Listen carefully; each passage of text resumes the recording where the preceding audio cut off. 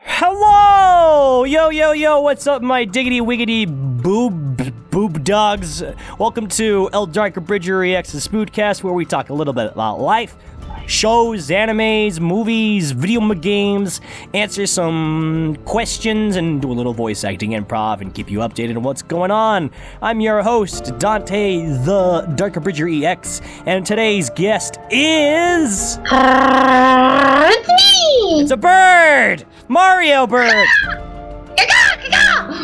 Okay, for the sake of continuity, we'll introduce yourself.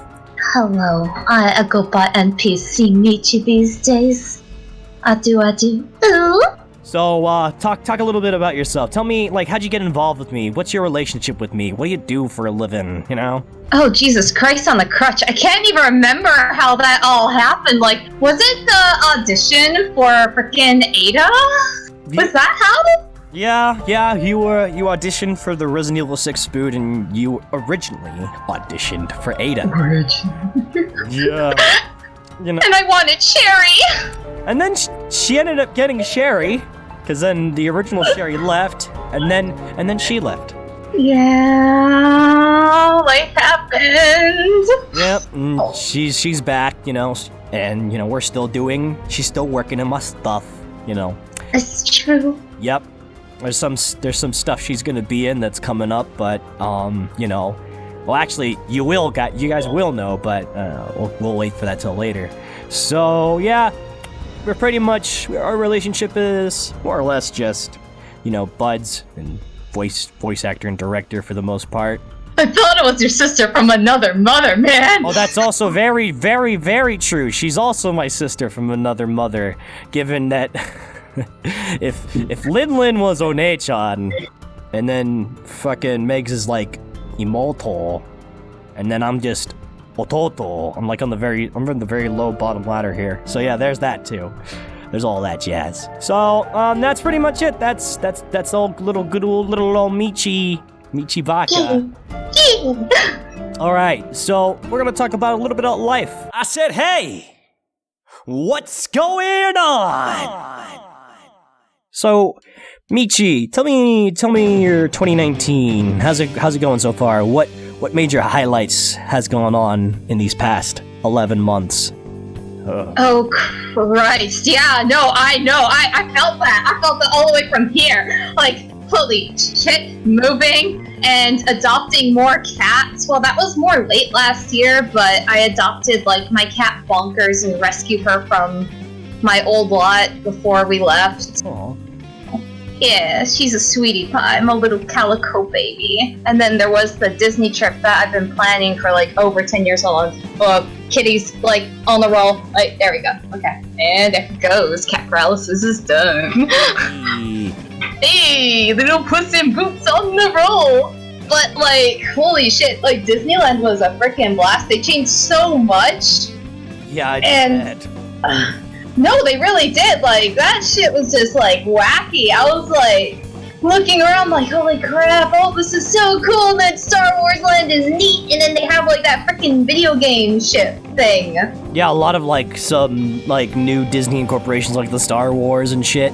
And I remember they changed the Tower of Terror to fucking Guardians of the Galaxy. They did, and they even have a lot of stuff. Should I spoil that for people who may or may not have gone on? Oh, okay. Well, I'm a little meh on how they changed the Tower of Terror to Guardians of the Galaxy. Did you go on? I went to the Tower of Terror when it was still the Tower of Terror. Me too. I really do miss it. I kind of wish they kept both, because you could actually have both of them and they'd still be their own ride and it would still be unique enough. I mean, shit, you ain't gonna have fucking Rocket stealing the fucking tape recorder back in regular Tower of Terror. Yeah, nah.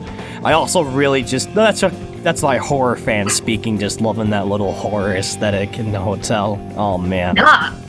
Yeah, no, I liked the Tower of Terror, and honestly, when they were working on new hotels, I was just like, man, it would be a missed opportunity not to make a hotel based on the Tower of Terror's hotel. That would be fucking sick, but they didn't. But watch, if they did in some other parallel timeline, and then there's just fucking cockroaches and shit everywhere because it's actually poorly maintenance. Oh my god. Yes, that I can see that. That it's just like, oh, it's the immersive experience. Or the roaches part of it, immersive experience, friends. I went during the Halloween party, which for a change, at least as far as I'm aware, they did the Oogie Boogie Bash, where you go over to the California Adventure side instead, and it's more villain focused. But they had rare characters, 2 of which were Chip and Dale from Chip and Dale Rescue Rangers, not the classic Chip and Dale. So I took that opportunity to dress up as Gadget, and I was not disappointed at all. Not even in the slightest. I was just like, yes, this is perfect. And they reacted so perfectly. It was the best thing ever, and I wish someone recorded it. Oh, you didn't record it.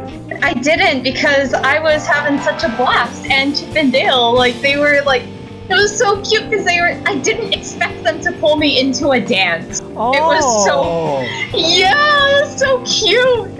Damn. Look at yeah, like, I know, I was just like, oh my god, it's so cute. I have like a ton of pictures. I gotta go and link you again. Well, not again, but I'll show you later. It's so great, like, except for that one picture where there's a guy in front of the camera and blocking it mid-dance. Yeah, it's like professional photographer, but rando walks in front, like, okay. Wow. Okay. Yeah. And what was nice though is I also got to meet some friends of mine that I've been wanting to meet for like ever, that I've known since high school too. Hey, I reached out to you and you were like, no, it's too far away. So, yeah, because I'm on the other part of California. Bro, I'm sorry, I gave you time, man. I was like, hey, here's all this advance time. You want to plan something? Can't. Okay. I'll try. Well, do you know how far LA is from here? No, I have no concept of that. I live on an island, dude. Okay, well, let me tell you this. Driving there would probably be 8 hours. Ew. Probably. I don't even know. I just know that it would take almost a whole day to go from one part of Cali to another part of Cali.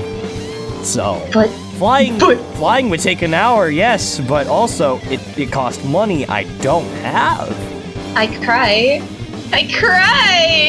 But nah, it's all good. So you met up with some friends that do live in that part of California you've been meaning to see for a while? No, actually they flew over. What? Wait, okay, so they came to you. Yeah, we both met literally halfway, because it was like, we pretty much like gauged the prices. They had enough time to prep, and I had enough time to figure things out, so we stayed at like the same hotel and we were just like chilling and hanging out, and it was great. Aw. Yeah. Did anything else happen this year? Oh boy. I'm actually trying to think about that, aside from the whole moving shenanigans, which I'm still doing, and it makes me cry on the inside. It's the reason why she has this mic, guys, instead of like her usual... Yeah. This one's my headset. Oh yeah, no, my good mic is like all the way over yonder, and I haven't tested it out to make sure that it's okay for recording quality yet. It's almost there. It was so close, but I'm just like, no, I'm gonna injure myself if I don't get this fixed up right away. So I'm like, yeah. Oh, that's right. Speaking of the moving, my cats have made like a little cat hangout in the little booth area that I'm trying to set up. What? No, you need to record in there. And they just sit, they just chill on the carpet that I set down over there, and they just like peek out around the corner. It's so cute. Adorable. You need to find another carpet and see if they'll like that one instead. Oh, they just hang out on all the little carpets that I bought. They're just like, you the christen this one and this one. Yeah, I should send you a picture of Bonkers just chilling on the carpet. She's trying to blend in, but she's really not. She's like, I'm a ninja. I'm a little ninja lady. You're a fuzzball and I can see you on my carpet. Hello? It's like, honey, you're 5 million different colors and you're on a two-tone carpet. It ain't working for you, but that's okay. You work it, girl. You work it. Yeah. Wow. It's been a pretty It's been an eventfully uneventful year when I think about it. Kind of crazy. Yeah, and I can't believe we're almost done with the year. It's been 11 months. What the fuck, man? No, really, like, I actually had to take a moment of pause. I was like, wait, yeah, it's November. Oh, frick, frack, paddywhack. I have like a freaking, like, 2 weddings. Oh, that's right. Holy crap, that freaks me out because, like, my headset is on and I'm not used to the, like, thing bleeping in my ear. But, so another thing that happened is during the Disney trip, my 2 friends I went to meet, I helped them with get engaged as well. Wow. Yeah. Oh, man. So, like, my boyfriend and I, we were scouting out different areas and trying to figure out, okay, which area is going to be okay for a proposal. And then I was like, yes, this is it. And then we came up with this master plan, and I basically tricked her into getting to the right position because I was, like, texting my friend off and on. I'm like, okay, let me know when. Do you want to do this now? We're walking past the teacup. Do you want to do this now? And he was like, yes. I'm like, oh, look at this cute little teacup. It basically screams you. There's bunnies and hearts and it's pink and gold and super Sailor Moon colors. Come on, you gotta go take a picture in the teacup. You have to take a picture in the teacup. Actually, the both of you should go. Go, go, go, go, go. And I just, like, scooted them over and I was just, like, there in the background, rubbing my hands together like I was an evil little fly, like, yes, yes, yes, yes, yes, yes, yes. Did you seriously with that extreme energy? Oh my god. Yeah, actually, I just threw them for a loop. I was just like, well, this is why she was more suited for Sherry and Honoka. This is true. It's very true. Jesus Christ. All right. That's some good shit. Right? Sneaky little bastard. I am. Alright, so since the last Spoodcast, which was on the 14th of October, right before my birthday, while Zach and I were going through the audio and shit, not too long after, we had a motherfucking earthquake. We had a goddamn earthquake. Like, magnitude was like 4.7, which for some people it's just like, but then I see my shelf of games fall, my TV almost falling completely backwards, like some shit was falling, and I'm just like, oh my god, this is shaking. Like, normally there's like a brief little shake and you're just like, whatever the fuck, and then you're like, hey, the earthquake happened, but this one was like really shaking, and I was just like, shit, door. So, you know, we had just like this big ass bruh moment, and Zach ended up having to go home a little early because I wanted to watch more of the Psyche K anime, and then boom, motherfucking earthquake right before my birthday. I'm just like, thanks guys, I appreciate it. Natural disasters are rude. Yeah, so there was that shit, and then sometime before, like, around the early November or late October, I can't remember which one, but oh yeah, it was before Halloween, so it was the week of Halloween. There's a fucking fires in California, because California just can't go without being on fire for like 5 minutes every year, so, that actually started getting a little intense, because normally, the fires are everywhere but where I am, and for once, there was actually one, like, 20 miles or something like that away from me, and, like, there was, you know, my parents were all freaking out. There's like, dude, we might have to get out. This house might fucking burn down. I'm just like, because I was tired, and they woke me up within, like, a few hours after I went to sleep, and then I went to sleep, and, you know, I was all fine and dandy and ready to go, and they're like, there's still no fire yet, and then a fucking fire ends up showing up, like, not too far down the street from where I am, like, on the main road. I'm just like, oh. And then the fucking smoke comes in the house, and I get the fucking, Amber Alert to, like, get the fuck, and I'm like, oh. And I had, like, this real fucked up, like, holy shit, this might actually fucking happen. Everyone who's been on my social media already knows that I had made the whole post about it, because I was seriously getting fucked up by that fire, man. Fuck, man. Like, the reality set in that everything that you've built up, everything that you've tried to, like, rise up could just burn away just like that. I panic-packed a lot of shit, And I was ready to go when we find out that, hey, the fire's been contained and you're all good in the hood. I'm just like, okay, great. I'm a little still shocked, so I'm just gonna chill the fuck out for a bit, because I almost lost my fucking house. And I'm just thinking to myself, what's the whole point of these PG&E things if we're still getting all this? I'm like, fuck. It ended up, nothing ended up happening. We were fine. But it was just like this real moment that, like, natural disasters are just trying to fucking destroy me right now. And I'm just like, no, fuck off. I have risen up from the ground this year, and I'm gonna keep fucking rising, and nothing's gonna stop me. So, fuck you, nature. You can't stop me. So, yeah, it was a little bit of an intense aftermath since the last Spookcast. But I got to wear, like, this little fucking mask that I haven't worn for a while, like a little, I don't remember what you call those things, but, it's the medical mask thing, but it wasn't a medical mask, it was like a cotton one or something, I don't fucking remember.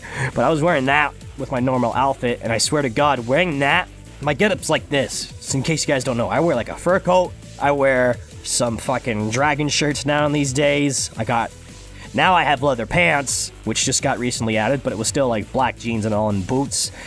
And sunglasses. I looked like a fucking bike rider raider shit. Yeah. You see how threatening I look? All you needed to give me was a metal bat, and bitches will fucking run. And that was what I was looking like when I went to class the next day. I'm just like, what's up, bitch? But nah. Instead, I kept that mask.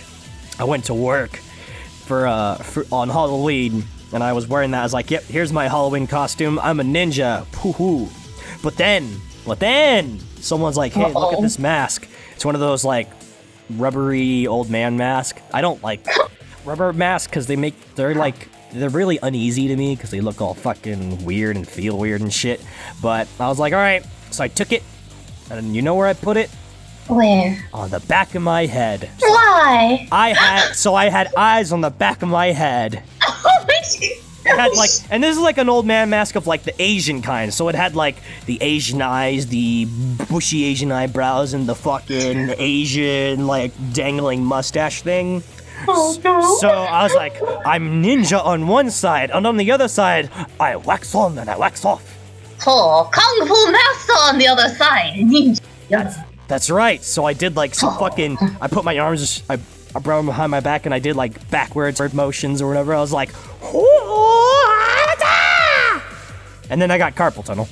Oof. But was it worth it? It was worth it! Because it was a good gag that ran for a bit. When people passed by me, I just turned my head so the mask side would just look at them while they're walking by me, and just like, yeah, that's right. I got it behind my head.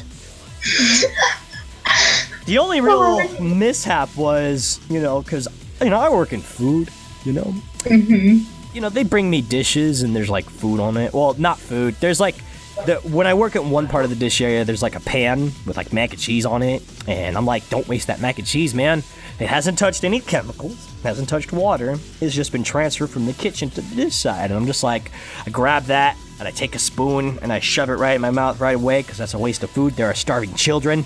And what I forgot was I was wearing a mask. Oh no! So I'm like, well, this isn't going in my mouth. Hold on. And I'm like, oh, they touched my mask. And there's like the leftover like mark of mac and cheese on my black mask. I'm sure I can wash it off, but that was a big fucking, oh my God moment for me.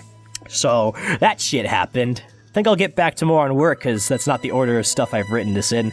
I mentioned a while back in some Spookcast that I've been involved in this movie, which now I can better explain now that I understand what the fuck is going on. So, Michi, have you seen Black Mirror? Black Mirror. Why does that sound familiar? Netflix? Let me see. Oh, okay. No, I have not. I've heard of it, but I have not watched it. So Black Mirror is basically this tripping out show about all these really crazy concepts. The only episode I've actually watched from Black Mirror was at my cousin's house, called Hang the DJ, which takes the concept of, like, the dating apps and how they calculate how much you're a match, and they do it like through like an actual simulator, like you see the people in what you don't know is a system yet, but you know, they get to hit this button, they get matched up with this person, they go on dates with them, and they hit this device to see how long their like relationship will last or whatever.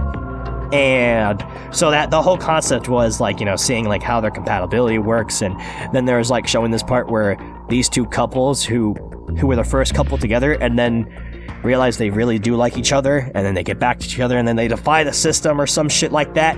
And basically every time in the various forms of the simulation that the couple does that was basically increasing their chances together. So I know I'm not really explaining it well, but it's a very surreal for real concept of like, you know, how this dating app could work when you think about it on a figurative scale. So it has shit like that. So there's this one episode that I didn't watch that creates a movie based off your personality. I guess there was like some fucking conspiracy theories, like you can use that to make soldiers or whatever the fuck, I don't know. But I just know that much is important because basically my son from the future, Jake, is making this program that's going to operate under those like standards. Like he went to go film a movie, you know, have multiple versions of it that will differ depending on the person's personality. He's going to have like them do this questionnaire, and then depending on how they answer it, he's going to have like this program that you know, plays the movie, and then it'll load up the different versions while the movie's playing to like switch in between, like, you know, the footage that he has. And I think it's really cool because the program, you know, like he was explaining all like the Java program he was doing, and you know, while you're watching one scene, it'll load up one of the alternate versions of it and then seamlessly play it while you're still watching the movie. So it doesn't look like you're going through like any pause edits or anything. It's just happening right there, right now. The movie he's making is called, I think he called it Blindside or Blindside. It's basically where this guy, Aiden, he pickpockets phones, and, you know, goes through their photos to see, you know, the life they live, because it's clearly more exciting than his. And I'm his best friend, Nat, who like, you know, helps him out like a partner in crime kind of thing. And in two versions of the movie. One version of the movie, I smoke weed. I'm all about that Weezus. And then the other version of the movie, I pray to Jesus. What? Exactly. So they're my two polar opposites. And you know that song "Jesus Is the One"? You know that one made by that one guy who's like, I got depression. Fucking, it felt like the theme to my character Nat. We were doing like the final bits of filming these past 3 weeks. We did like most of my main scenes 2 weeks ago, where I was going to Bart and, you know, doing some of the pickpocketing, and then fucking doing some stunt on the train grip rail things, and fucked up my back, cause, you know, I was using upper body strength that I never use in my fucking life to pull myself up and swing on them, and whoo, I was feeling that. Like, not too long after we got out of the train and we stopped running around doing a chase scene in the train, I was dying. And then days after that, I was feeling the pain, like I couldn't relax or rest without the pain just stabbing me. But I was able to go to work and work fine, because as long as my body was moving, the pain just said, oh, okay, bye. But fuck! So there was that, and then just yesterday we did the last bits of the recording that I'm needed in, which was to continue the chase scene in a nearby town from where he and I live. So we did that, we did lots of running, and then we did some scenes with like the drone recording us. Like they had a drone to fly up in the air and record us overhead. I'm just like, it's fucking cool, man. It's my first time seeing a drone. And we're getting pooped out because we've been sprinting all over fucking this town area full of fucking hicks and homeless people. And I'm just like, fuck, man. And I wasn't there for this because they were filming Aiden doing his running, but when they were trying to land the drone, it looked like it ran into him and like crashed into him. And there was these nearby homeless people who was like, oh, hell no, that be right there, a flying saucer right there. Oh, please tell me they have this recorded and that you can watch it later. They didn't, because the drone didn't record audio. And damn it. Yeah, that would have been fucking great, but yeah, some shit like that happened. fucking Aiden had to do a stunt where he had to jump in the car, and he did it pretty good. And then fucking Jake tries going in the fucking car, and he's got his fucking ass facing my face. I'm just like, I'm this close to like taking my hand and slapping it there, but I'm also afraid that you'll just secretly piss through your pants on me. So, Oh no. yeah, he was in a pretty ridiculous position. I really wish I took a picture of that because it looked pretty stupid. But yeah, there was some last minute shenanigans going on over there. But overall, it's pretty good session. Now I don't have to wake up at 7 o'clock or 8 o'clock or 9 o'clock in the morning, because that was like literally my only drawback was being a morning person. And I'm just like, I already have to get up at like 10 just to go to my biology class. I don't like this. But yeah, I don't regret it. I mean, I'm gonna be in a movie because the actor that was supposed to play the part got diarrhea. Bad diarrhea. So shit happens, and now I took over. Literally. Yep. So yeah, I just did some like recordings for that because there's supposed to be. I had the last line where I say my lines over like the phone or whatever. But he sent me back home yesterday so I could just do it on here, and I did, and I was just like, yeah, cool, because I had stuff to work on, and we'll get to that on updates. But yeah, so I did a little bit of that. I started getting into taking therapeutic warm baths, because, you know, I like the idea of being in hot, lukewarm water with the bubbly jets on, and then listening to, like, chill hop and just being one with the universe for a good 20-30 minutes. It's been like 5,000 years since I took a bath, which was basically when I was still a little kid taking a bath with my fucking pirate island thing and bath toys. So, cat and fucking...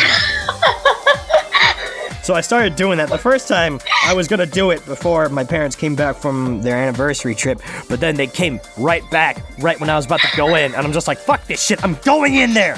So I do, and, you know, it was pretty relaxing. And then I did it again recently, when I was trying to recover from my back pain, and then I actually recently did it again last Saturday, because I was like, you know, I wanna go take a nice nap bath before I go to work. My God, did I need that? And we'll get to that in just a bit. But yeah, those therapeutic bath naps have been a thing lately, and I love it. I am enjoying that. So, other than that, on a school-related note, nothing to say about astronomy, other than I shit-posted some Sailor Moon post in, like, my discussion.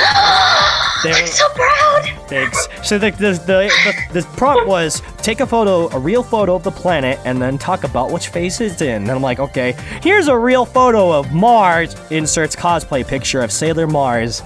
And as you can see, it is a superior planet, clearly in, in a Gibbous face, because you can't see her legs, but you could see most of her. Then my answers did correlate to the picture I posted of Mars, but I didn't realize it was supposed to be a telescope view and not an Earth view. As then I saw like thousands of posts later that were telescope views. I'm just like, oh, well, oops. And then all my responses to my classmates were with other, like, fucking Sailor Jupiter and fucking, who was the other one? I know they had one for Mercury. And then they post Saturn, and I was this close to putting like the Sega Saturn, but I was like, I did my 2 posts. But my teacher didn't like that because it was too satirical, and they're like, people can get offended. So I got 3 points out of 15. I'm like, okay. But my next one I did was my fucking astronomy post for getting like ejected into space and gravitational force 1 kilometer away. Will we gravitate to each other? Will we die and go nowhere? And I have written like a whole love story between myself and my classmate, quote-unquote Janice, as I added some elements like the aliens injected me with stuff, and then my mass was growing, and so then she started coming towards me, and we started like, whoa, man, like all this shit. And then I was just like, well, Janice, since we seem to have some gravitational force to each other, why don't we go out for some coffee? And then she's like, well, I think after all that forced meeting with each other, I think I need some space. And I'm like, oh, well, what are you gonna do? But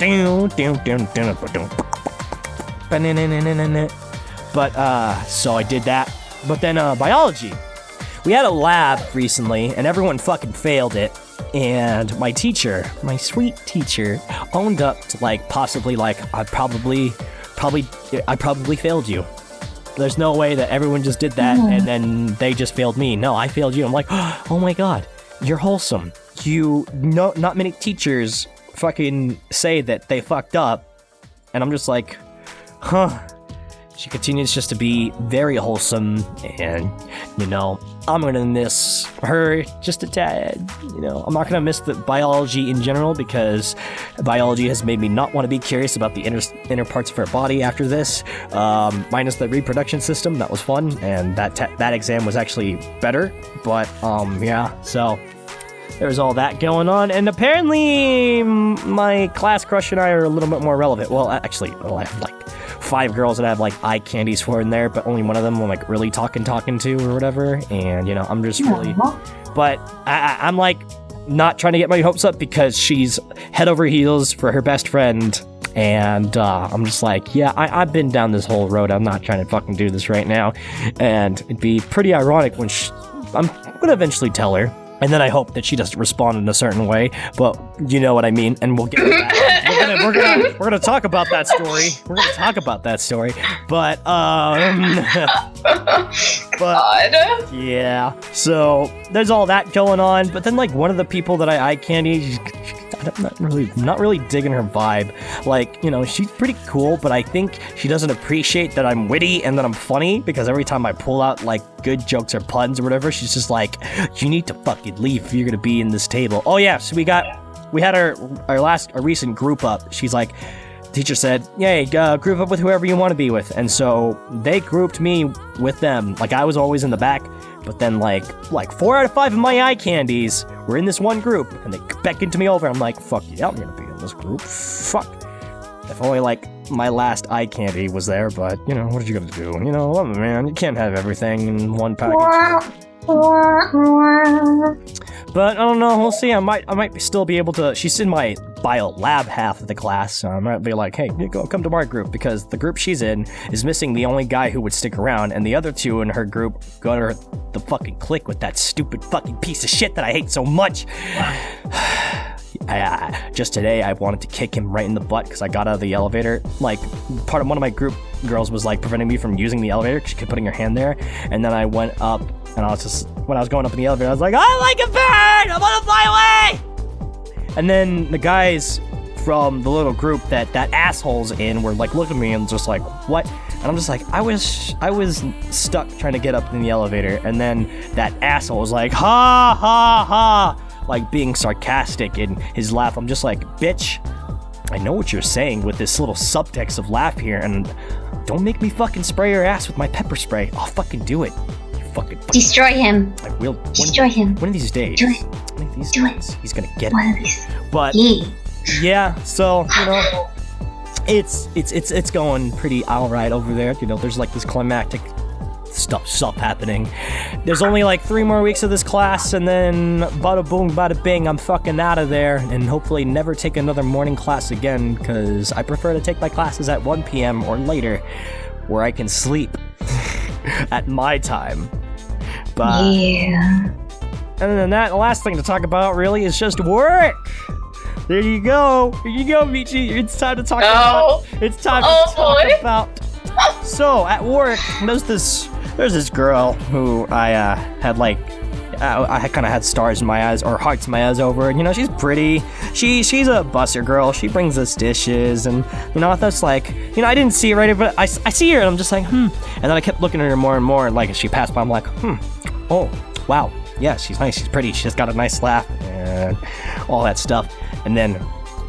I'm making her laugh, and then I had some guys give the ideas look, this girl's laughing really hard after you just went do that and threw some fucking dishes over. I think that's a keeper. And then the other thing that happened was I was dancing because one of my coworkers was playing some fucking groovy R&B hip hop bangers, and I was just busting it down, or disco, I think, one of the few. And she was just like, oh, I want to see you dance again. I'm just like, oh, yeah, you do. And then the guy that was implanting ideas was like, pull over, she wanted to see you do the splits. And she's like, no, I didn't. And I'm like, okay. So I did the splits. And then, she was getting all embarrassed, and I was like, what am I doing? And then I got embarrassed, and I ran over, I'm just like, no. But I was just like, okay, no, wait, I can't do this. Because then I started talking to her a little bit more and more, trying to make small talk or some stuff like that. She was, butting into my conversations out of curiosity. I was getting these ideas, man, and I didn't want these ideas. And I'm just like, don't ruin this for yourself, Dante. Don't ruin the work environment space. Don't try to do anything. Just go back to your status quo of just admiring her from the distance. And then it wasn't being helped, because then around that time when I was trying to uninstall her from the system, the guy that was implanting ideas was telling me about the laughing thing. I'm just like, okay, you know what? Fuck this. I'm gonna go confess to her. I'm gonna get this out of the way. I'm gonna get rejected. That's gonna be the end of life. Let's fucking do this. So I jotted down some notes. One of them was saying like, hey, I didn't want to have this talk, I really valued the workspace, I want to treasure that. I just wanted to tell you that I find you attractive, but I know that we don't really know each other, and like I said, I wanted to protect the work environment, and, there's some things that I practice and believe in that you may not agree with. But, I do want you to be happy, and, hope we can still at least, be a little better acquainted, and I really like your laugh. I wrote all that down, and that's all I had to fucking say. But the reality was, Dante coming over to her was like making a bunch of hand gestures out of nervousness, and then words were coming at me like, hello,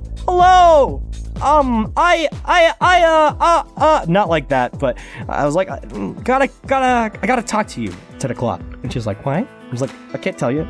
Is it just for all the bussers or me? I was like, it's for you. Why? I can't tell you. I'm busy right now. So 10 o'clock. 10 o'clock. So 10 o'clock comes. I'm on my break. It's been 16 minutes and she hasn't shown up, but then I see her. And then I was like, I pull over. I was like, hey, hi. So, yeah, I wanted to tell you, that I really value the workspace. And, I was like, okay, I'm beating around the bush. What I'm trying to say is that I find you attractive. Like, it was like that. And oh no! And I didn't hit all my points in the bullet, like fucking what was it?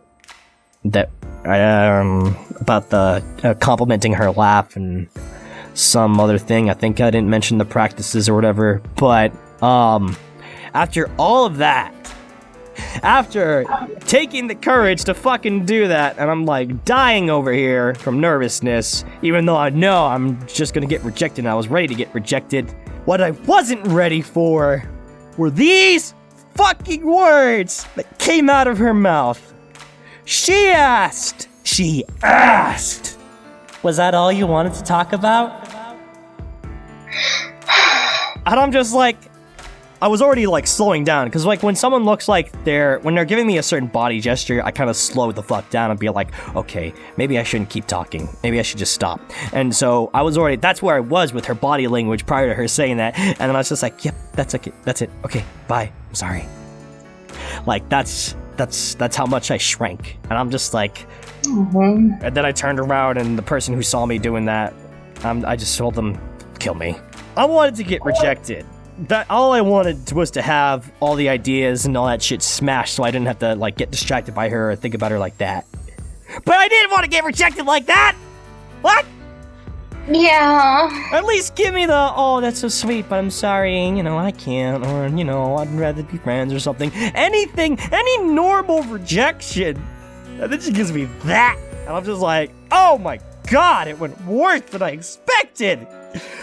So I'm telling all my coworkers this, or at least the ones that I told about the whole thing, because I was just like, when I'm all hearts in my eyes, it's almost kind of hard to keep it in, but, all that happens, and I'm thinking to myself, man, one of these days I gotta toss that phrase back to her or something like that, man, this is fucking crazy.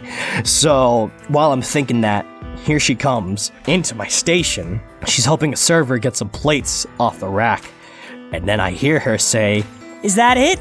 And then I look at my adjacent coworker with like this silly looking triggered face. I'm like, And then she fucking leaves. And let me tell you about this little twig inside of Dante. There's this little twig that snaps when the most stupidest shit that just makes me laugh really hard happens. Like this one time. when I was playing BlazBlue, there's this character named Honoka who flies all over the fucking screen. I love Honoka! And there was this thing where Tager does this magnet grab thing, and apparently something can happen where, like, the grab doesn't happen, and Honoka just stays, like, frozen in a certain spot for, like, ever. And then you're just like, oh no, did the game fucking break? Did we just fucking break the game? But then Tager wins, and you're just like, wait, what? What? So, I fucking died, and I started laughing out loud, right? Or this one time, when I was still working at Five Guys, I was told there was gonna be a Juan in the building. So Juan comes in. I assume that was Juan, so I'm like, oh, there he is. I'm like, okay. But then this other guy comes in, and I'm like, hey, he's Juan. Wait, what? That's Juan, and that's Juan. They're both Juans. There's two Juans in one building. And I laughed really hard. No one else found it funny because I thought it was stupidly funny. And that was like for a good few fucking minutes. I could not stop. I was uncontrollably laughing. That's the twig I'm talking about. So when the former crush left after saying that, I made that face. The twig just snapped. I thought that was the most hilarious shit that could fucking happen. Not too long after getting rejected with those shitty words. And I'm just like losing it. Oh god, it's like that phrase will never mean the same thing to me anymore. Not gonna lie, me too. Like, I love my favorite thing was what you said. Just like, should have told her, no, I wanted to get some fries with that. There's gonna be an opportunity one of these days. You take it. Well, there was a time I got to fucking throw the phrase back at her. Because last week I was unleashing all that like pent-up passive aggressive, like, you know, like, oh my god, whatever to you, dude. Because, like, you know, I don't know, I went from having hearts in my eyes and seeing her as a mermaid to seeing her as a dried up fish and finding more fun in disliking her. Kind of like a Honoka and Ellie relationship. Oh my god, that's what I made her into. I made her into an Ellie. Ah. Oh no! And, you know, when I write some of these characters from GM18, they come from a place that's very similar to home. So, I heard about, like, some scandal. You already know the scandal. And, I was making passive-aggressive jokes about that to the guy that was giving me ideas, and he was like, "Oh, so you do that for these kind of things, huh? What about this lovely lady right here?" And when he gestured towards her, I was just like, "Ha ha ha ha ha ha ha ha ha ha! All offers were off the table after 'Is that all you wanted to talk about?' flew down." I got to really just like slam her down for like being the worst rejection ever. And then she did ask earlier, it was like, oh, are these spoons clean? I'm like, yes. Was that all you wanted to ask me? It was good. It was just like that moment, just like, yep, here it is. Window of opportunity. Oh yeah. It was pretty good shit. I can't wait to tell like some of my coworkers about that because I was just like, yes. Yeah, so that was Dante's romantic life at work. Otherwise, work has been alright. Some people have been getting fired or gone, or we're starting to get a little short on dishwashers, so I'm really hoping that I get to move over to server before shit gets any more crazy, because last Saturday, not too long after the whole tossing the phrase back here, and even after I took that nice relaxing bath, I got fucked over being like one person and another person on a Saturday night with velvet parking, meaning someone had a party and there was like so many fucking dishes that I took 2 hours to get out of the building instead of like 1 or 30 minutes. And I was like, oh fuck, man. And that should be all about life. A lot happened, but considering that there's a whole week included into this whole shenanigans, you know, that's just what it be. So now that I've filled up a good 45 minutes about life, well, Michi and I have filled up a good 45 minutes about life. Let's talk about some TV shows, animes, or movies. All right, Michi, the floor is back onto you. So, yeah, is there any TV shows, movies, or anime that you have seen this year that you want to talk about? Okay, so actually, I was thinking about, I'm like, wow, I don't watch TV as much as I used to, but But I did watch some Netflix recently, and I binge watched the hell out of She-Ra, the new She-Ra. She-Ra, the new She-Ra? No, just regular old She-Ra, the Netflix animated one. Oh, She-Robin, like, not like a female Robin. No. You know that old cartoon that was pretty much made to sell toys? Like He-Man and She-Ra, Princesses of Power. Yeah. Oh. Yeah. Yeah, they remade them. They did a remake, and personally, I like it because it reminds me a lot of Avatar: The Last Airbender in terms of the pacing, but more gay. But more gay. That's one way to sum it up. It's like, oh, it's great. It reminds me of Avatar, mixed up with Sailor Moon, except, oh wait, there you go. There's the right amount of gay. Sailor Moon little babe. Wow. So what exactly is this show about? I've never heard of this. Wait, really? No. You haven't? No. No? It's completely foreign. Oh shit. Okay, wow. I'm not caught up on the most recent season, but basically what they did is they, instead of, where do I begin? It's so beautifully gay. Let's just start with the general synopsis that you could find on your Wikipedia page. Okay, well, so while I'm trying to brain it in my head, it's kind of like, instead of like so they really started it off boring and bland in the old one. I'm sorry to anybody who really likes the old She-Ra and has nostalgia protecting it, but like the first one starts really, really old. Like it just kind of has like a really, really weird kind of beginning, and it feels kind of awkward just like me right now. I ain't gonna deny it, man.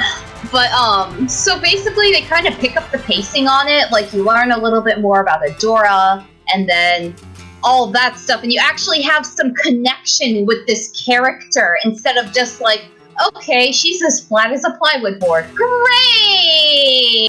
But what's going on? Like, what's the premise? I'm not sure what's this world about, like, what's the series about? So it's got lots and lots of, like, magic stuff going on, and Adora, she starts off as, like, working for the bad guys, more or less, which is the best way for me to put it. But she doesn't think of them as the bad guys, because you know how it is when you're part of a bunch of bad stuff. It's like, hey, you don't realize you're the bad guy until you step out of your little bubble, and it's like, oh shit, so we're terrorizing these innocent people. Okay. Great! Okay. Yeah. Oh, so that's the general concept of the show, basically. And you said it's got like an Avatar-like progression. Yeah, it's kind of, because like, they get you introduced to the characters, the princesses, who were painted out to be like these really evil girls and stuff who are bent on destroying the world, and oh yeah, we're like the bad guys, or we're just like trying to play up the good guy role of, oh, we gotta deal with these evil princesses and put them in their place, and blah blah blah. Okay. So that was what you were binge watching, huh? Yeah, and oh man, I need to rewatch it again from the beginning, obviously, but man, I really love all the characters, the way you get to know them and get introduced to them. Kind of like an Avatar, where they gradually introduce you to these characters, and you actually get attached to them, and you want to know what happens next to them. Well, that's pretty good. So you can find this show on Netflix? Yes, Netflix. The old and the new, or just the new? I think just the new. I don't think they have the old one, and for the old one, they had, Adora being related to He-Man, like, that was his sister, yeah, but they just completely nixed it. They're like, yeah, no, we're not having that in this version. So it's kind of like a different approach on the story. Which I think can help, like, just make it its own thing as opposed to, like, a He-Man attachment. Oh, no, yeah, definitely, which is great. Like, that's actually kind of what I like about it, because, again, I rewatched the old one, which I watched as a little kid, and I was like, yeah, you know what? I really like what they did with the characters. They actually gave them more life than super ultra bland, or you're just a bad guy, and yep, that's it. You're a bad guy, and you're a good guy. Yep, and oh, you have the sudden like realization that oh yes, ooh, I was with the bad guys all along. Woo woo woo. Was that? And then you feel, huh? Oh no, go ahead. Oh, no, like, and then you actually, like, okay, so the classic one, she didn't really have a childhood friend or anything, so there was really no attachment to seeing her, you know, leave the bad guys. It was just like, okay, great, these guys were acting like a bunch of dicks anyway, whatever. In the old one, I had no attachment to the, like, bad guys, and in this one, it's like she was, like, childhood friends with Katra, who is essentially like a bad guy because she just doesn't want to leave and stuff, so she's like, no, they got the right idea. Screw you, Adora. And that's basically the theme of the show. Hey, Adora. Hey, Dora. I hate the things you do. Hey, Dora. You should watch it, though. I think you might get a kick out of it, maybe. But I also have another highlight of a thing that I watched that I was really excited about. Oh, yeah? Oh yeah. Invader Zim. Yes! Into the floor pit. Yes! Yes! Yes! Oh my god. Fuck. It was so good. It felt like I was right back at home.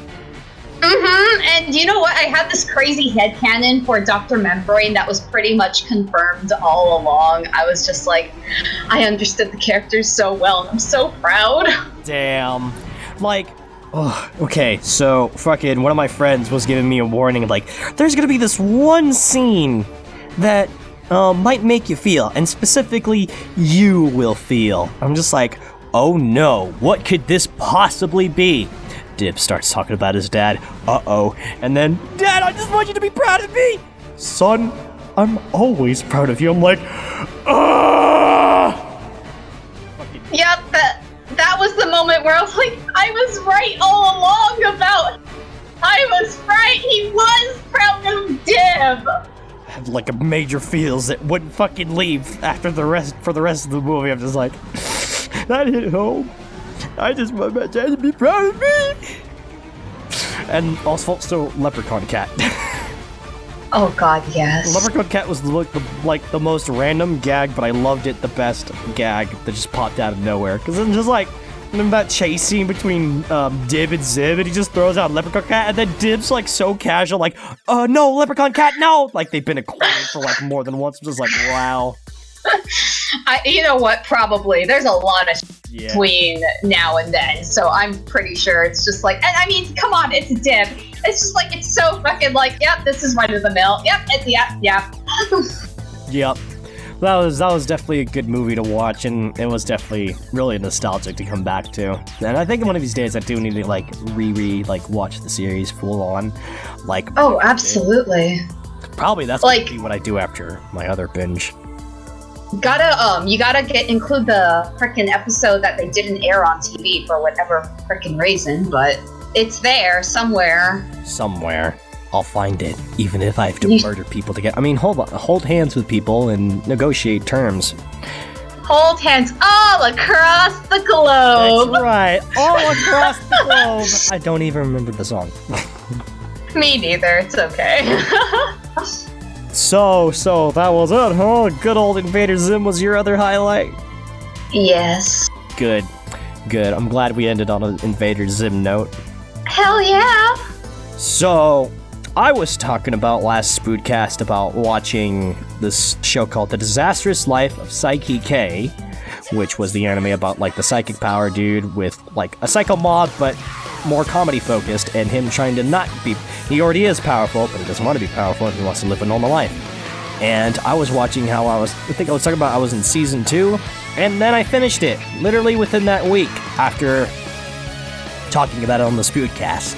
And I'm looking forward to season 3. Like, you know, there was like a lot of like bro moments that was going on in that second season that made me really invested into like the overarching plot or whatever. And then some really like moments. And then fucking now I know there's gonna actually be a season 3, because season 3 on Netflix was actually just I think maybe you could have said it was an OVA for season 2, or at least the final 2 episodes for season 2, the official final 2 episodes for season 2. I'm just like, okay, I'm gonna do it like that. All right, yeah. So, there's that. So I finished that, and then I started watching my next binge of shows, which has been Friends. I've been watching Friends, literally not too long after I finished Psyche K. So, within 1 month, and probably a week or something like that, I went through 7 fucking seasons out of 10. And I don't know what to say, man. I'm highly invested. You know, it's very, 90s nostalgia and all that jazz, but, especially when you hear Chandler is bragging about his laptop that is 512 megabytes of hard drive space with a 12 megabyte RAM. I'm just like, how could you get any more 90s than that? Like, the show was made on the year I was born, so there's like extra attachment to it. 94 is a pretty old year. I'm old.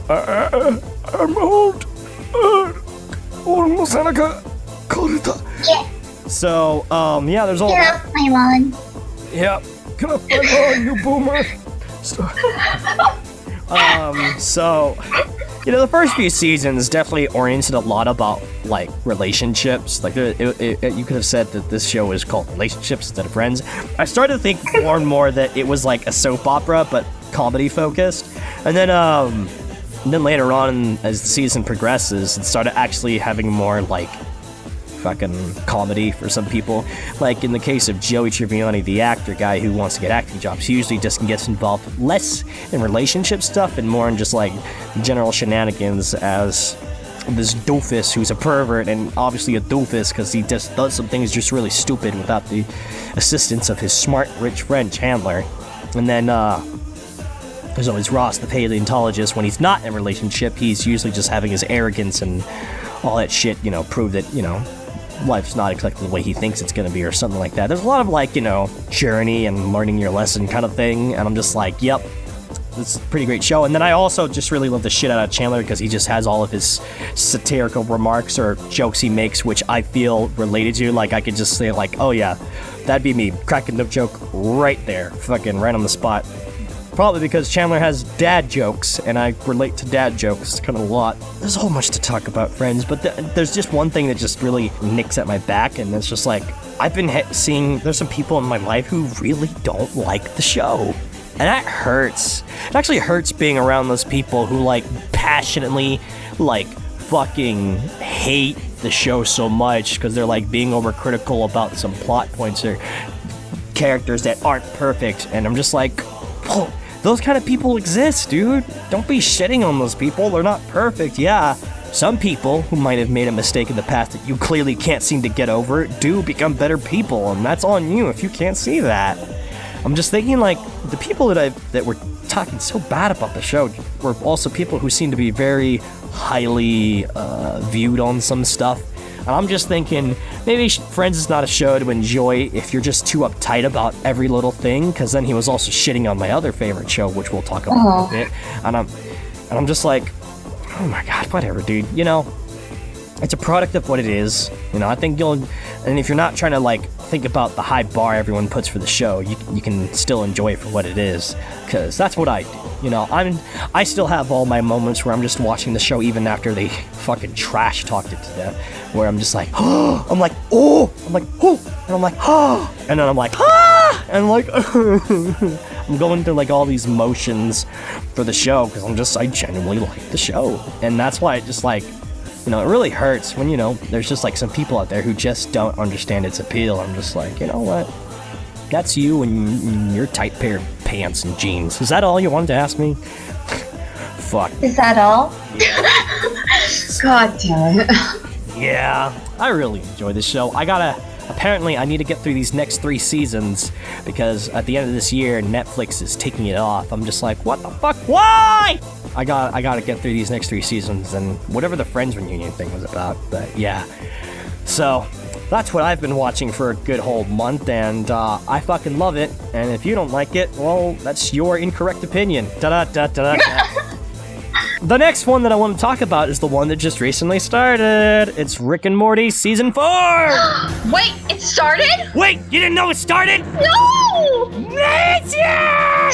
It's okay, you can talk about it and I'll be even more hyped for it. Great! So Season 4 just started 2 weeks ago,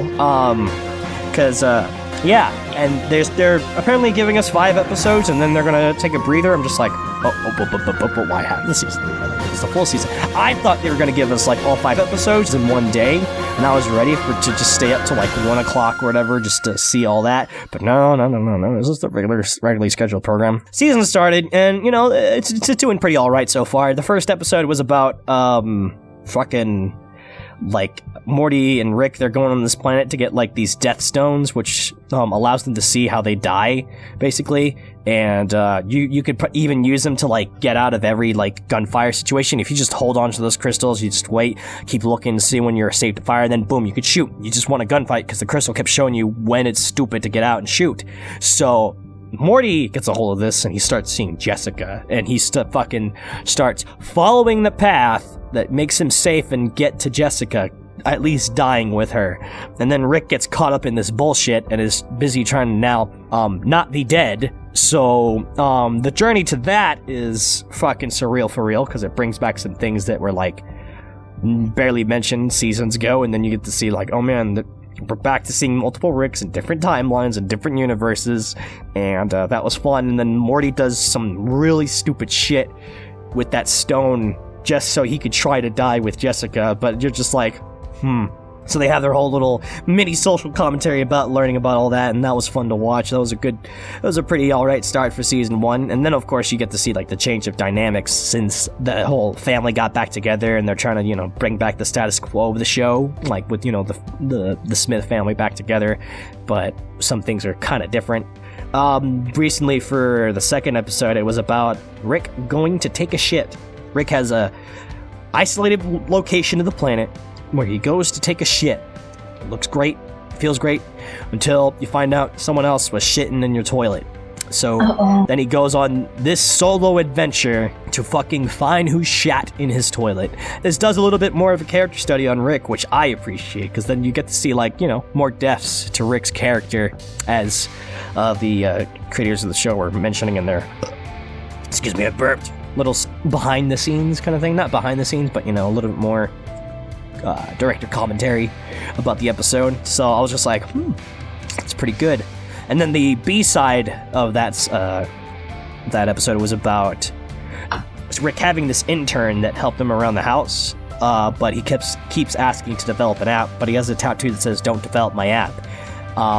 And then who, of course, develops an app with him is, of course, fucking Jerry! So him and Jerry make a dating app that keeps matching up people with their destined lovers, but the catch is, it's not just a one-time thing. It literally keeps happening within seconds, and people just buy that shit and eat that shit up for breakfast.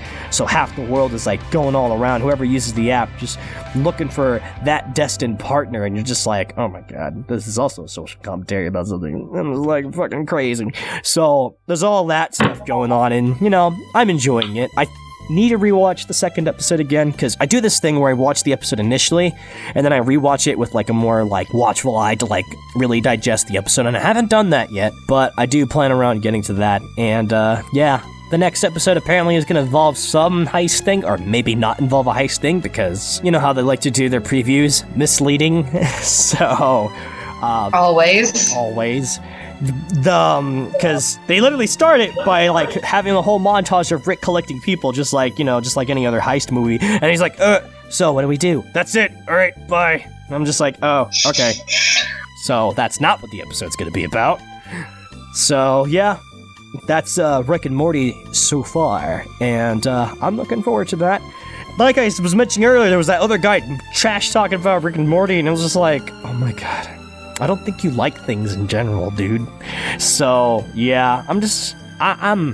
Wait, so it's the guy who was just, like, shitting all over Friends as well, who also shit on Rick too? Yeah, because he's going off the whole concept of, like, oh, it's getting too big, and now it's like, you know, they're capitalizing on that franchise, and I'm just like, And then I saw that Vindicators episode, and I was just kind of done. I'm just like, well, not even Dan Harmon liked the Vindicators episode. I still enjoyed it for its satire on heroes, but it didn't follow like Dan Harmon's like hero's journey, so it clearly wasn't like the most learn your lesson kind of thing. Quest thing that comes in the hero's journey writing. But it's like whatever, that wasn't like all that season 3 was. It had more stuff going on with it. That's why I'm saying, like, some people, I think they just got too critical of an eye for things. They just can't enjoy these things. They're too highly political on some things, like in life or whatever. I'm just like, you need to turn your brain off and just enjoy the show.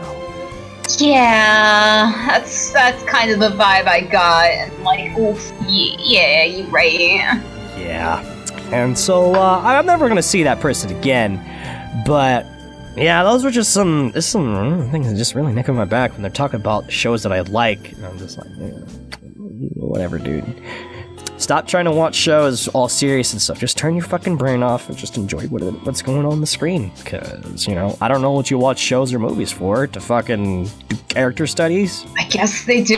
I guess that's what he does, maybe. I don't know. Like, over analytical on it, put your magnifying scope over everything. Shit. Anyways. Oh, God. So, that was all about TV shows, animes, and movies, really. I didn't really watch any movies since then, and obviously the only anime I watched is done. So I guess it's time to talk about some video games.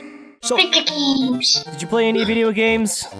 I managed to play Mario Party on the airplane to California. Actually, I lied. It was back because on that little adventure, I didn't realize that my plane seat didn't have a little compartment for me to put stuff under, but I could put over, so my DS was trapped for the California to flight instead of back. And then I also played Mario Party with my friends at over that I met in California, and found out that it has like this little neat feature. My friend never played it because she's never played Mario Party with like another person who has a DS. So you line up the fucking screens and shit, and it has like a whole different thing for it. It's fucking wild. Wow.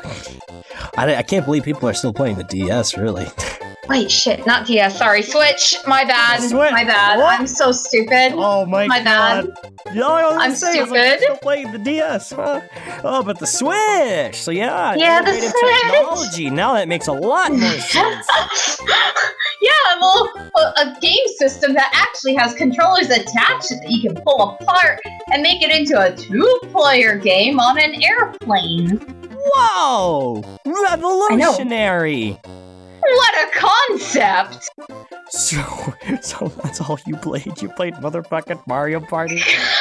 I live a very boring life, and I stopped playing League like a while ago. Not as much, I should get back into it. But I also played, oh shit, what was it? Pokemon Go, Let's Go Pikachu? It's a very feel-good game, man.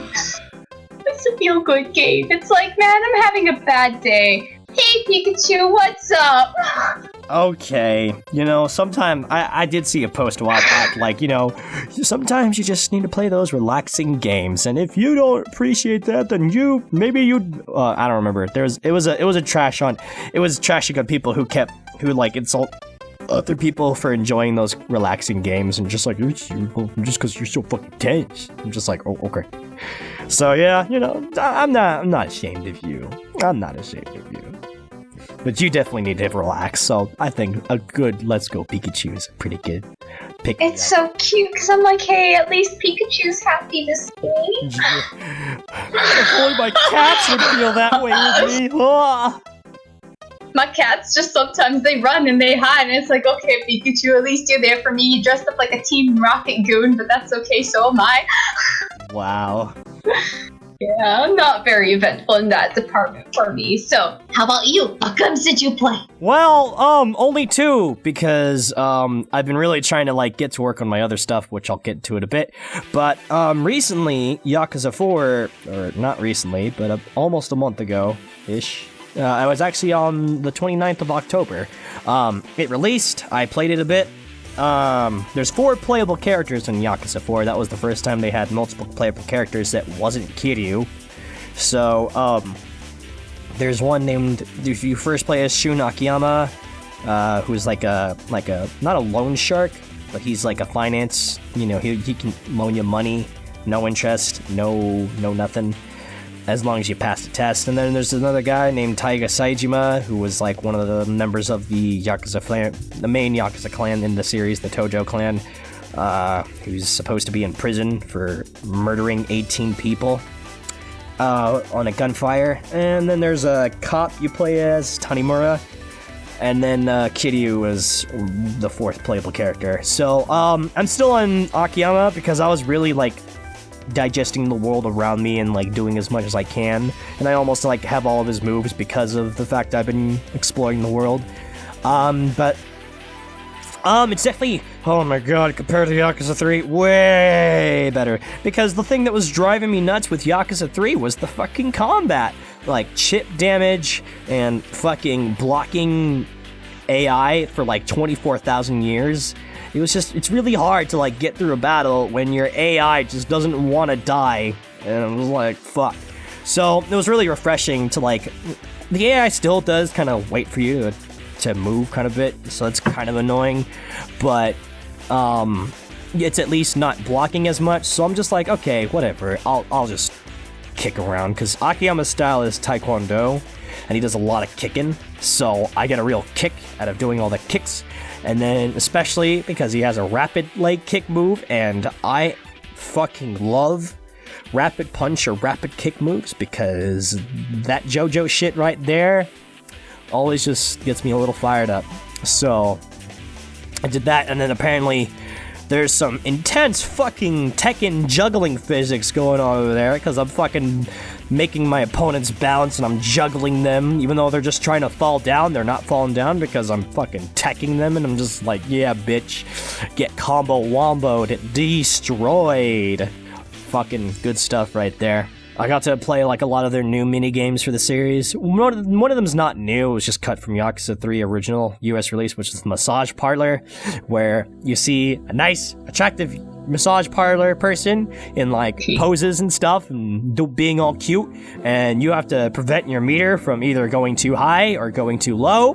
And I'm just like, okay. And apparently I'm having an easier time doing that than I did in Yakuza 3. Maybe because I chilled the fuck out on Yakuza 4, and it was my first time at the Yakuza 3, but it's definitely a little fun. There's a weird-ass thing going on with the hostess, because apparently some hostess can only be with Kiryu or Tanimura, and then some can only be with Akiyama, and I'm just like, interesting. Very, very interesting. And they get to, like, show you all the girls, too, before you, like, get the ones that you're allowed to have. I'm just like, okay. A lot of new, like... Take a note. Yep, taking notes, and actually had to take notes because there's like a sub-story side quest with this guy who asks you questions about the girls, and you have to provide accurate info to get a good amount of money. I'm like, whoa, hold on, let me just write down her hobbies and what she does for a living. Fuck, okay, there you go, because it's for like a guy writing a news article to help people get into like cabaret clubs and have a good time with their hostess, and you're just like, yep, here I go, actually learning about women. Nah. So, oh no. And there are definitely some pretty fucking girls there, and I'm just like, what can I do? I like women. There's 4 chapters per character, if I recall, and I'm on Akiyama's 4th chapter before I took a break, because I only play the game when I'm streaming, and I haven't been streaming games lately, so there's that. What I've been playing off stream, because I'm not going to stream it, I'm just playing it on my own time when I want to play video games, but I don't want to stream because I don't think I have enough time to, was Yakuza 0. I picked up Yakuza 0 again, but I'm playing it on Legend mode, which is basically the equivalence of playing on Devil May Cry's Dante Must Die mode, or probably more on Son of Sparta, which is, very hard. In some countries, I think they just call it EX hard. But, so I'm playing it on Legend mode because, why the fuck not be a legend? I am a legend! It's a different experience coming back to the game with your New Game Plus. Not like I'm playing it as a New Game Plus, you have to actually start from the very bottom. But the knowledge that I have of everything is still in my brain. So, I'm able to, like, go on an express run or do things I didn't do properly before, and, it's really streamlining, like, some of the experience for me and, like, helping me get a little further than I did before, now that I'm fully utilizing everything that I didn't know that I could utilize before. because the Dante that originally played Yakuza 0 was not playing Yakuza 0 the way it was supposed to be played. Now I'm playing it the way it's supposed to be played, and it's really surreal for real. The only real difference is there's this character. His name's Mr. Shakedown. He's like big ass, tough ass dude. Has a bunch of money, and you use money to upgrade yourself in Yakuza 0. So it's a high risk, high reward thing, because if you lose to him, he steals all your money. But if you beat him, you take all of his money. And Ooh, nice. and like some of this stuff that you have to upgrade can cost like, it starts off with like I think 5,000 yen, and it goes to like 20,000 yen, and then 500,000 yen, and then a fucking million and billions, and you're just like, well, the only way I'm gonna get that much money is either by doing the business thing that Majima and Kiryu can run. Kiryu runs like real estate, it's free real estate, and then Majima runs a cabaret club. But if you really just want to really get the real money, you fight Mr. Shakedown. And then originally, the cheap way to do it, the quick and cheap way to do it, is to get these thing called zap guns, which I call shotguns for pun effect, and just blast the shit out of him with that and make yourself feel like you're playing a Resident Evil game. But recently, because I'm a legend and I didn't want to cheap it out, I actually fucking fought the guy. I fought him with my bare hands, and it's been an adventure because when I do win fair, it feels good. When I don't use the shotgun, it's just like, it feels good. I can't go back to using the shotgun anymore because it just feels dirty. It just doesn't feel exciting. It's not right. Not to say that I haven't been demolished by him a few times, but I make a habit to save the game before I fucking do this, so I can bite the dust in case my ass gets whipped. Feels pretty good. I kind of been like not rewatching the cutscenes if it's Kiryu's part of the story, because I'm slowing the fuck down for Majima because he's my man and he actually personally helped me out through some dark shit. So reliving that moment to like go through that journey with my new mindset really is like a therapeutic experience, if not just like a moment of like, yep, this was a time, and it's pretty cool. So yeah, I've been doing that on my off time when I just want to play video games and I don't feel like playing or streaming. I do need to get back into Yakuza 4, at least before February, before like the 5th game gets released. But I also do want to go play like the fucking PlayStation 2 first game and second game before Yakuza 5 comes out, because then like after that I gotta go play Yakuza 6, and then whenever Yakuza 7 comes out in the US, that's gotta happen. So I definitely got some catching up to do. There's a reason why my gaming life is being put behind, but we'll get back to that on updates. But that's all I really wanted to talk about for video games, because other than that, I don't really recall playing any other video games. Well, no, I won't talk about that. No. Oh. Nope. Oh. Yeah, no. Oh. No. Oh, is it etchy? It's etchy, isn't it? It's etchy. Stop it, Onye-chan. Hazukashii yo. Yeah. Got him, coach. Yamero. Yeah. Okay, so let's move on to our next segment. Let's get a Q, let's get an A, and let's put them in the same thing. Q&A. Yeah. So once again, still picking out of my Ask FM because no one's asking questions yet, and I'm waiting for that day when that happens. Ask some questions, guys. Ask any fun questions, silly questions, serious questions, life-thinking questions. That's the same thing as serious, but give me something to work with. Otherwise, my Ask FM is going to keep making me work for it. So, here's the first question. You can go about this any way you want, Michi.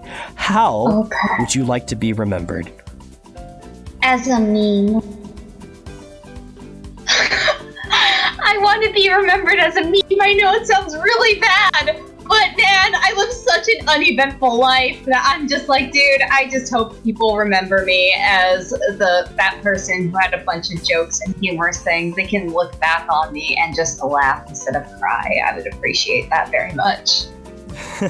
You know, when I wrote that question down, that was immediately what I was thinking you were going to say. I am Oh no! I'm losing my shit here, but I'm not surprised that that's the answer you picked. I was so ready for this. Thank you. You're welcome! God damn. I want to be remembered as the meme. MichiBaka. I has cheeseburgers. Oh man, if you don't remember me as a meme, I'll cry in the afterlife, man. I'll haunt your ass, and your computer will just have nothing but memes on it. It'll be like, God. oh, Biff. That's what I was thinking. You just gotta invade the computer and just dump them with memes. Remember It's like, me? I didn't post this. I didn't post this meme. Where did this come from? The never-ending story? What? God. More like the never-ending memes. Yeah.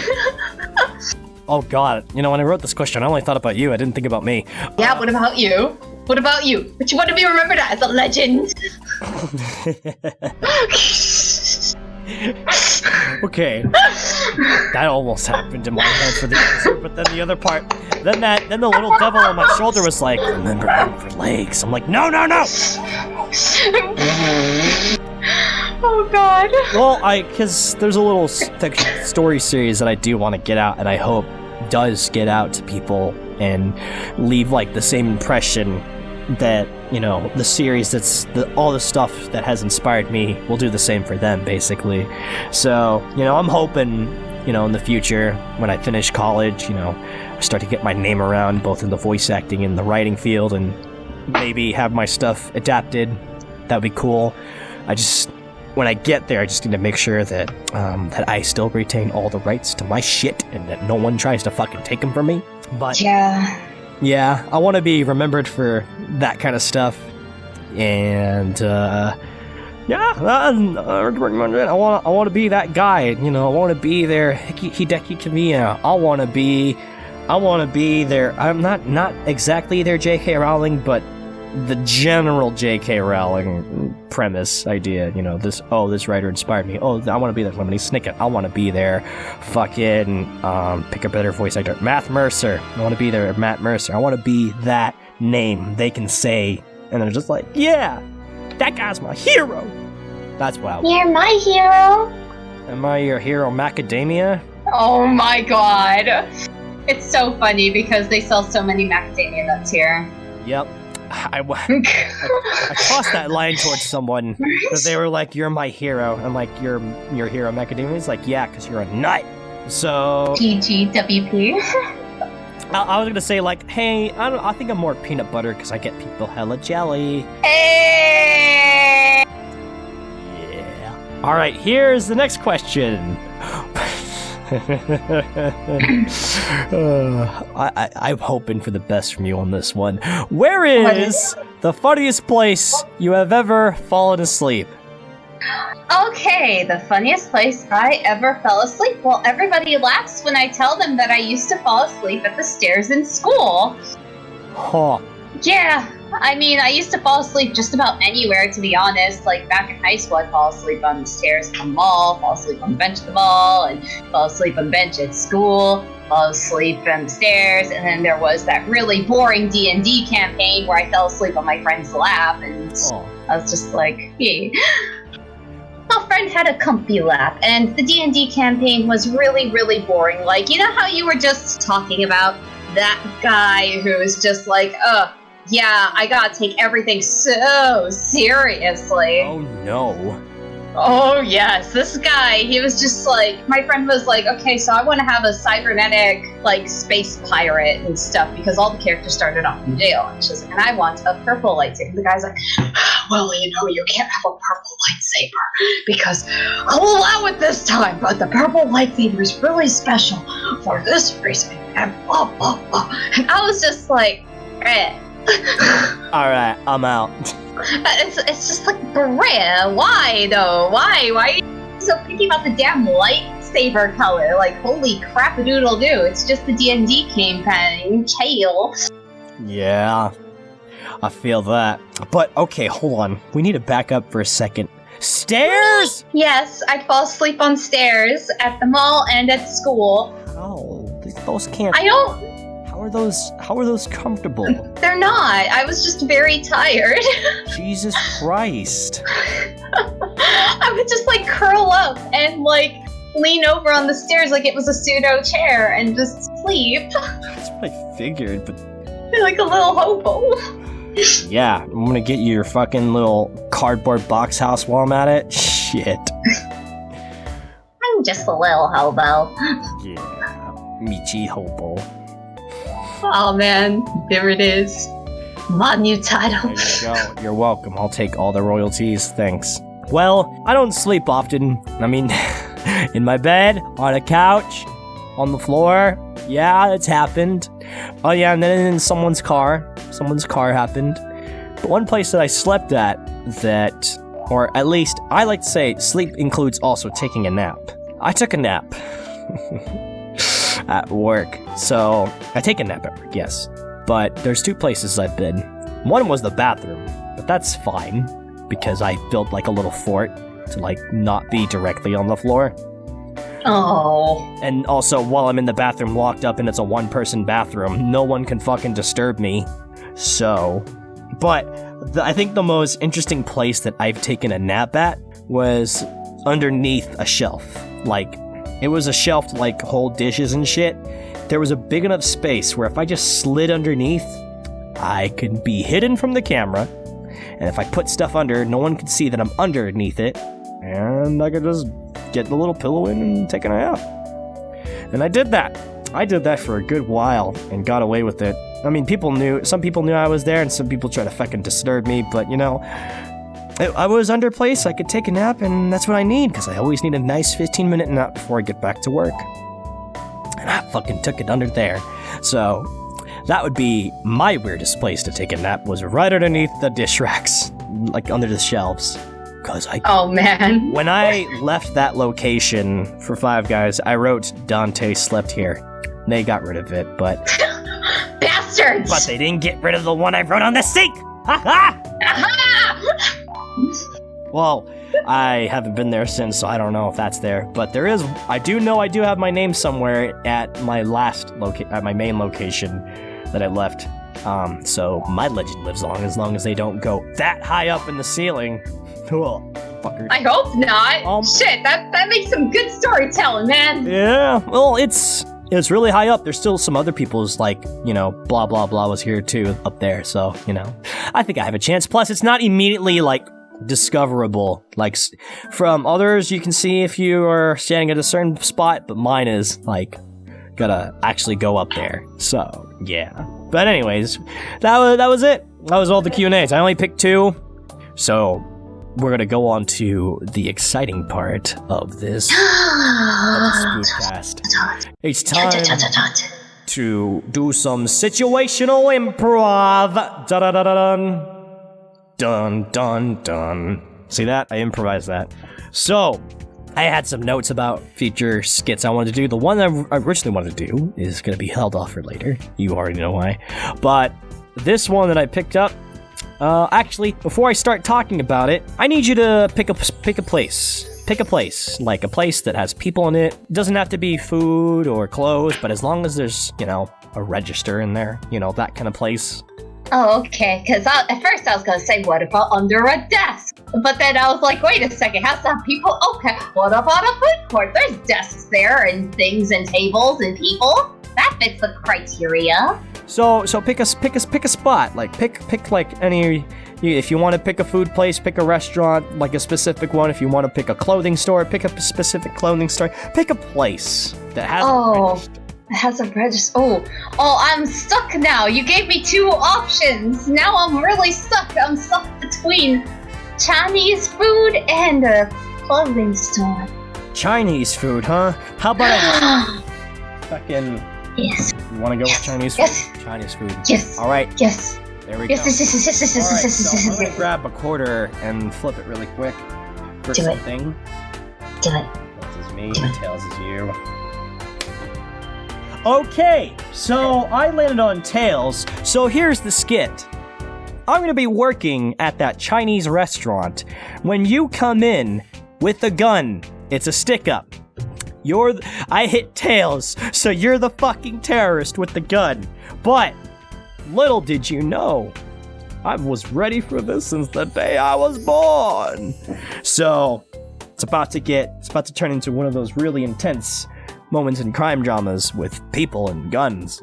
We're gonna still have a Yeah, no. If I start adding more details, then I'm actually just directing this way more than I need to. So it's a stick-up Chinese restaurant. I'm ready to fucking go. And when you're ready and I'm ready, we'll both take a deep breath in and get into character. We'll probably make this last until I start giving the direction in my dialogue to wrap it up. Say like maybe, I don't know, what, the police arriving or something. So. Okay. Yeah. I'm ready when you are. I'm ready when... Okay. Alright, I'm gonna breathe. Okay. You start. Surprise, motherfucker! I'm here to hold up this joint! I don't care! I wanna have all this Chinese food, and you're gonna give it to me now! I have a craving for fried rice! Do it, motherfucker! Whoa, madam, calm the fuck down! Whoa, No! you have to... My name's Karen! Oh. I don't calm down! Karen? Like, from high school? I have followed you to the ends of this Chinese food establishment! What? But I don't even own this establishment. Yes, you do! I don't care! Yes, you do! Karen, I didn't realize you were gonna turn into such a crazy bitch with the gun. What the fuck, man? You know what? You should not have taken my bag Cheetos back in high school! Well, sorry, man. I was really passionate about food. That's why I work with the spicy Chinese restaurant. You got the spicy shit, and you were hiding the good in the counter. You were gonna give me all the good shit now. You know, usually people ask for money and not food. What is your problem, Karen? Food. Oh, okay. Food. Listen here. I can't have you coming into my fucking restaurant, pointing a gun at us and demanding for fucking free food. You get the fuck out of my store, Karen! No, I want the free food! I need it now! You gotta get out of my store, Karen! We didn't spend all that time together sharing hot Cheetos, going out at all those other Chinese restaurants just to be in this spot, pointing fucking guns at each other! I'm gonna go too! See? I've been pointing at this the whole time! Ha ha!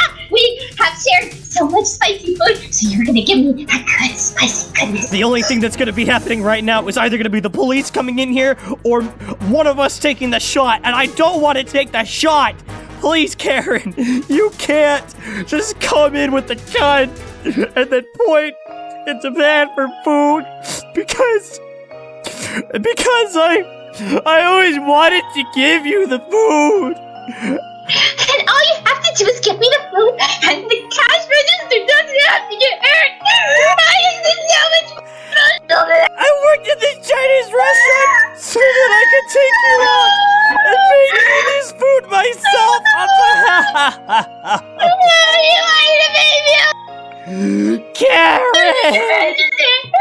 Behind the register, I forgot the I'm so really passionate about. Oh my god! Just put that the guns. Give me a fucking hug, you stupid, crazy, spicy bitch. Okay, I'm gonna put the gun down. Okay, I put the gun down too. Come here, bring it here.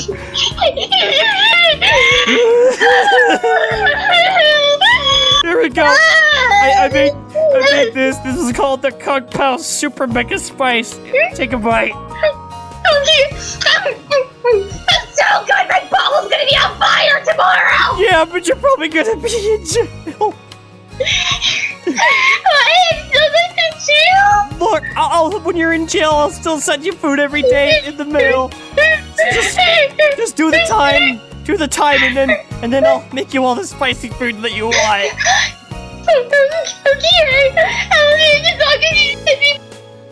I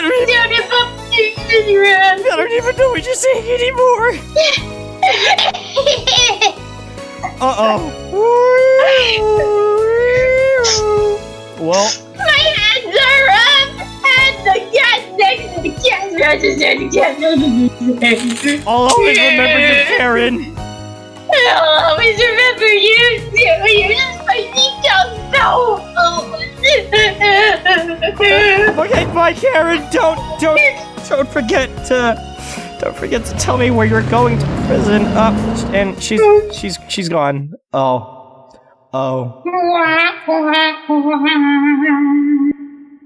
And scene.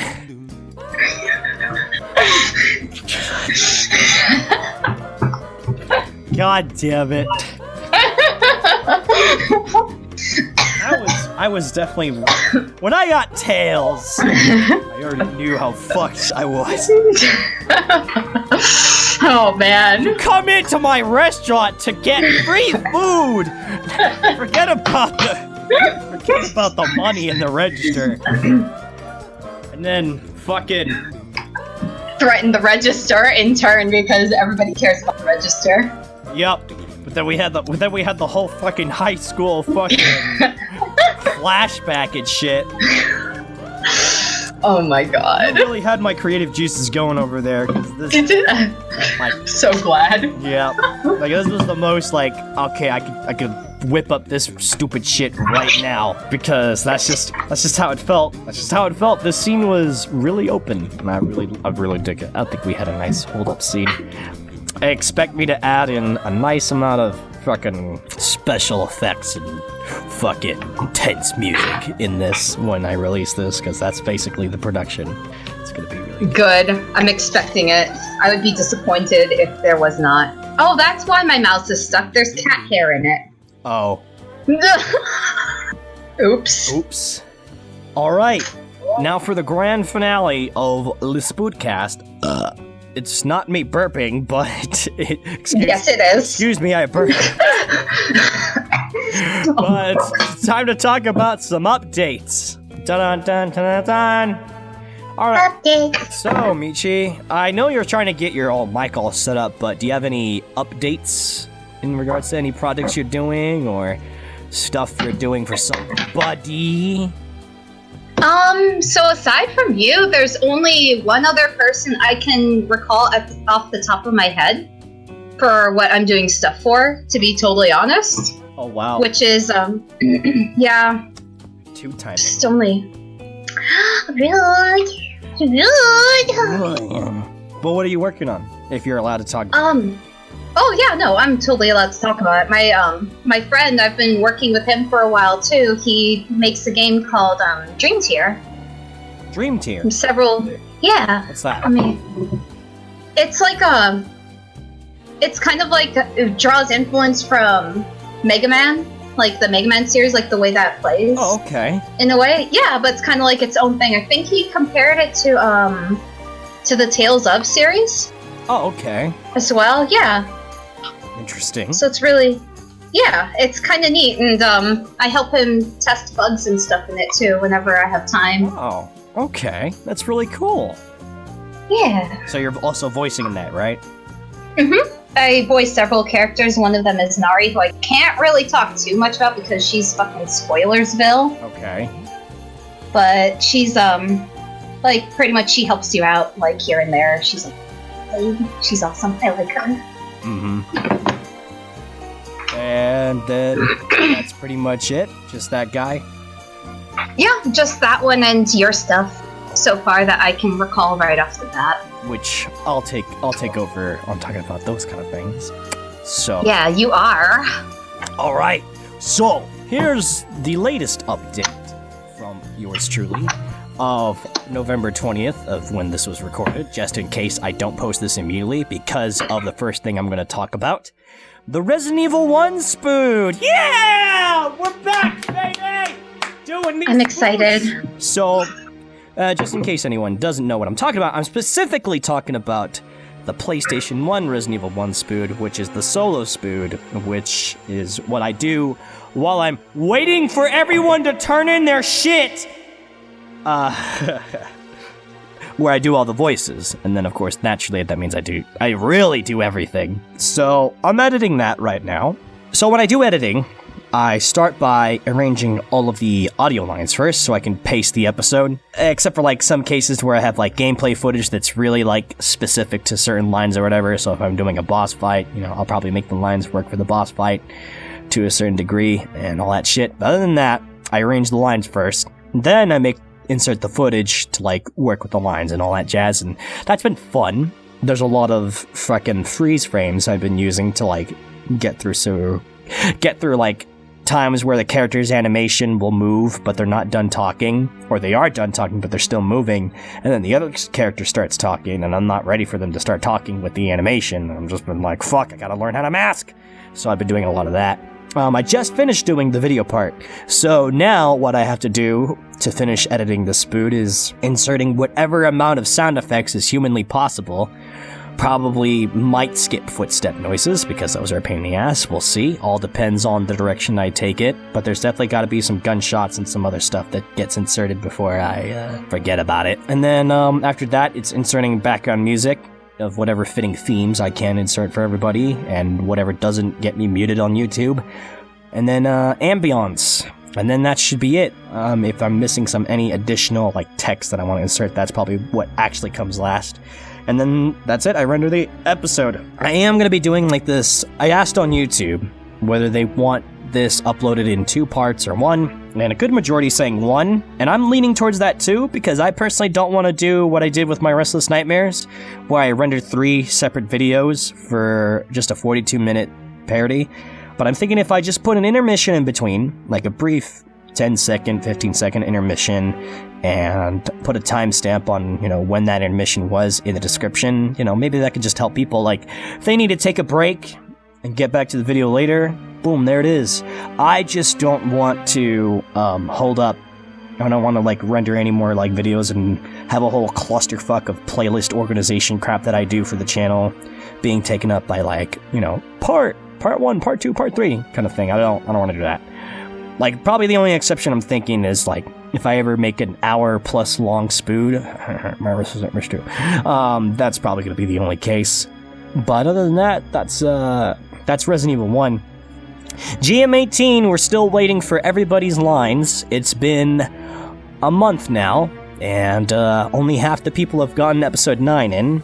I still need the other half, but I've told them at this point, just try to finish the rest of Season 1 if I'm going to wait this long, and then send me the stuff. So, Season 1 for GM18 might take another 2 to 3 months, just depending on everybody's life, or trying to set things up, or, whatever the fuck's going on in their lives. It's gonna happen. The scripts are there. The ball's in their court, but, they're gonna make it. I just need to continue to, semi-monitor and make sure shit gets on track. Ain't that right, mate? Hey, Ching? I'm sorry! Hey, it's not like I was just talking about you. It's not like I was... No, but still... But that's GM18. My Restless Nightmares, Dirty Little Sinners, which is Silent Hill 2's parody, is still waiting on one guy to turn in his lines. He knows who he is. He's trying. I know he is. He always tells me. I still haven't gotten a lick since his part 1 many years ago, but it's there. He's working on it, so I'm just gonna have to check around with him because I haven't actually formally checked on him in a while, so there's that going on. So pretty much my group project's not going anywhere. I'm thinking that after I finish Resident Evil 1, I need to work on some final bits for GM18, and then I'm gonna try to get the rest, get some bloopers out for my Patreon people so they can so the people that paid for the bloop bloop, the whoops tier, can see some actual content for them. And then from there, I'll try to work on the other scripts that I have written. Maybe I can work on my Resident Evil 1 spood that I have there, that I pre-written in, or maybe I can work on 0, or maybe I can work on Devil May Cry 1. Something. No matter what, we're still gonna be waiting for people's lines. But at least I've finished up some shit, and I got two spoods out in the year, which slow but steady. But the sooner I can get enough Patreon supporters to get the 8 hours I need to edit and not spend it at a job, the better off I'll be. Because these things take from 12 hours just to do one part of my editing. So it's just if I'm not spending it at my work, game changer. I mean, I'm not gonna be in school soon, but that'll also change up some things. But you know what I mean. Help a guy out. If he's working a job and going to school, it can't really be DarkAbridgerEX now, can he? You see? Yeah. On a non-DarkAbridgerEX note, because I was talking about Yakuza 0 earlier, I was doing really fast, quick-ass videos on fighting the Mr. Shakedown. That's not on DarkAbridgerEX, that's on my Dante DC Odyssey channel, where I used to just post fucking highlights from when I was streaming on Twitch, which I don't do anymore, because Twitch is a tool of Amazon. But, yeah, so I was posting a mini-series about fighting Mr. Shakedown on Legend, so if you ever remember that I'm a video gamer, and I still like playing video games, and you like watching video games too, you can go check that out. There's a little playlist called the Yakuza 0, or Yakuza Mr. Wakedown Shakedown thing, and just see a man try to go in as underpowered as possible to fight the big strong man, get him some fucking money. So yeah, that's out there. And the only reason I'm able to do that is because all I do is hit the record button, do a good run, and upload immediately on YouTube. It's like the easiest thing to upload. So it's not like I'm wasting my time not working on parodies, because this is during my downtime, and I'm just like trying to chill the fuck out. So just letting you guys know in advance that this is not me slacking off. That was me relaxing and then also making a video while relaxing. So there you go. But anyways, so that should actually be it for the Spookcast. That's all we had to talk about for this nice, good, nearly 2-hour session. If you like what you saw, well, not going to tell you to do the usual jump and dance of like, subscribe. That's just not my shtick. If you want to support the dude on Patreon, please do. I welcome it. And Do it. It make me dokey. If you can't, that's fine. I'm trying my best to get out of there and get us going. But until then, we'll see you next month with the next Spoodcast and hopefully more content in between then. So, peace out! Hasta la bye bye.